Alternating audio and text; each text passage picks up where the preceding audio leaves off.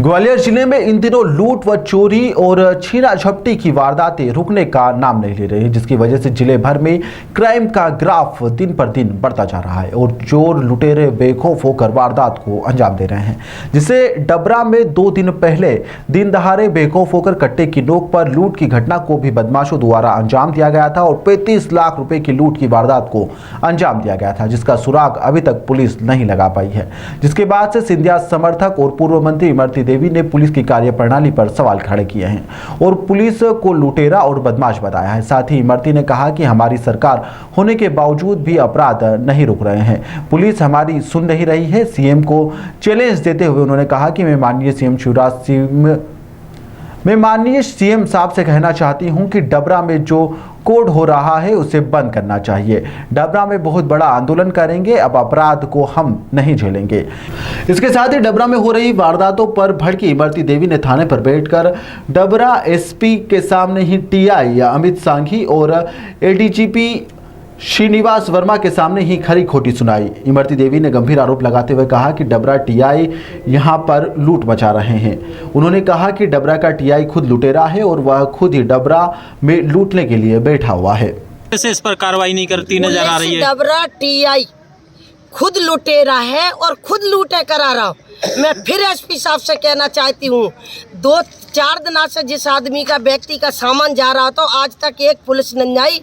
मेरे से आने पहले कोई पुलिस नहीं आई। जब जनसभा ने मुझे फ़ोन किया कि मैडम आप आ जाओ, हम तो लुट गए, तब मैं सो रही थी और सोच से उठ के यहाँ आई हूँ और पूरा का पूरा सामान का उजागर हो गया है। एक ही लड़का पकड़ के एक कमरा में बिठा। कल की खुलासा नहीं हो पाया। कल की लूट की मैंने दिया था, इसलिए एसपी साहब ने जो कही थी कि मुझे 2 दिन दो दिन में मैंने कही तुमने ग्वालियर में जो डकैती वापस की है उसमें सिंधिया जी ने तुम्हें बधाई दी है, लेकिन जो डकैती डबरा में हुई है उसकी बधाई कब लोगे?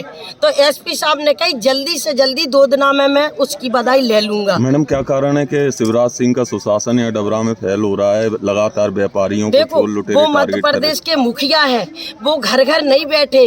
वो बहुत आपने देखा होगा, इंदौर में भी उनने एक टीआई ने लूट एक जैन समाज को किसको 2 करोड़ कितने रुपए लिए थे, तो उनने हाल के हाल शिवराज सिंह ने सस्पेंड किया था।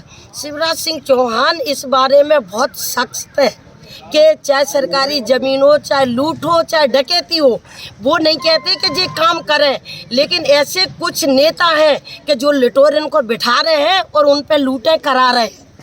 और पूरे व्यापारियों के पूरे डबरा विधानसभा की, अबे देखो आपने देखा होगा यहाँ एक लूट हुई अरूसी में 15 लाख की, उसमें एक आदमी भी नहीं गया। जब मैं गई तब वहाँ जाकर टीआई। अबे हमारे भोजराज जी के भी ऐसी लूट हो रही थी। डॉक्टर ढींगरा के लूट हुई है। अगर 8 दिनों में से 4 लूटें होंगी तो हमारा डबरा कैसे झेलेगा? और कई किसानों के ट्रॉलियों पर से पैसा चुरा रहे, कई महिलाओं की जंजीरें खींच रहे, कई के मंगलसूत्र खींच रहे। तो अब बच्चों को ऐसी हमारे इस रोड पर जहाँ कोचिंग होती है तो हमारी बच्चियों को परेशान, ऐसे हमारे शहर में जो हो रहा है उसको हम नहीं झेलेंगे। और मैं इस बात को माननीय मुख्यमंत्री जी से भी कहना चाहती हूँ कि डबरा के इस जो कांड डबरा में हो रहा है इसको बड़ी आसानी से बंद करा दे, और नातर हम बहुत बड़ा आंदोलन करेंगे इस डबरा में। क्या कारण है कि आपके काफी विरोध के बाद भी टीआई का ट्रांसफर नहीं हो पा रहा है? इतनी जो वारदातें हो रही हैं, आए दिन घटनाएं हो रही हैं। ये मैंने कई बार एसपी साहब से कहा है कि टीआई के द्वारा बहुत ज़्यादा यहाँ ये टीआई के होते हुए बहुत ज़्यादा क्राइम हो रहे हैं, यहाँ बहुत ज़्यादा लूटें हो रही, डकैती हो रही। ऐसे टीआई को बदल दो, दूसरा किसी को ला दो, लेकिन एसपी साहब भी हमारी नहीं सुनते। तो आप व्यापारियों से और डबरा की विधानसभा के सभी लोगों से सिर्फ ये चाहते हैं कि हम तुम्हारे साथ हैं और तुम्हारे साथ लड़ाई लड़ेंगे। जो होगा सो देखा जाएगा। मैं लड़ने को तैयार हूँ और जो हमारे